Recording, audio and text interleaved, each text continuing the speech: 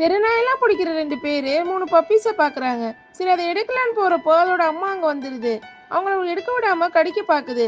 உடனே அந்த நாய்க்கு மயக்க ஊசி போட்டு அந்த நாயையும் அந்த குட்டி 3 பப்பீஸையும் அங்கேயும் தூக்கிட்டு போறாங்க. இந்த மாதிரி அவங்க தூக்கிட்டு போற நாயெல்லாம் ஒரு சென்டர்ல கொண்டு போய் வச்சிருவாங்க.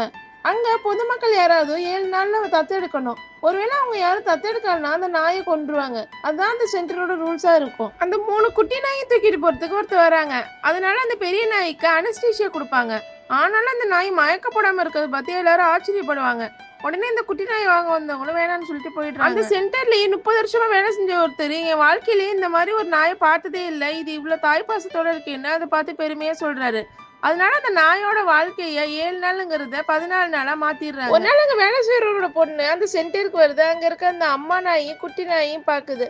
அதை பார்த்தோன்னே அதுக்கு அவங்க அம்மாவோட ஞாபகம் வந்துடும். ஆக்சுவலா அவங்க அம்மாவும் ஆக்சிடென்ட்ல இறந்துருப்பாங்க. உடனே அவங்க அப்பா கிட்ட போயிட்டு இந்த அம்மா நாயும் குட்டி நாயும் எப்படியா காப்பாத்துக்குன்னு கேக்குது. அவரும் சரின்னு சொல்றாரு. அடுத்த நாள் அந்த ஊர்ல குளிர்காத்தோட மழை பெய்யுது. அதுல ஒரு குட்டி நாய் இறந்துடுது. ஆனா அதை எடுக்கலான்னு ஹீரோ போறப்ப அந்த அம்மா நாய் விடவே மாட்டேங்குது. அந்த செத்து போன நாயை கூட யாரும் எடுக்கக்கூடாதுன்னா அது வாயில வச்சு தூக்கிட்டு போகுது. இதை பார்த்தது ஹீரோவுக்கும் அங்க இருக்க மத்தவங்களும் ரொம்ப கஷ்டமாயிடுது. அதனால 14 நாளுங்கிறத 28 நாளா மாத்துறாங்க. சென்டரோட மேனேஜர் ஹீரோ கிட்ட அந்த நாய் 28 நாளா வச்சிருக்க முடியாது, உடனே கொள்ள சொல்லி ஆர்டர் வந்திருக்குன்னு சொல்றாரு. இதை கேட்டு ஹீரோ ஷாக் ஆகுறாரு. இந்த வீடியோவோட பார்ட் வேணும்னா எஸ்ன்னு சொல்லி கமெண்ட் பண்ணிட்டு போங்க. யாருக்கெல்லாம் டாக் பிடிக்குமோ ஒரு லைக் போட்டு போங்க.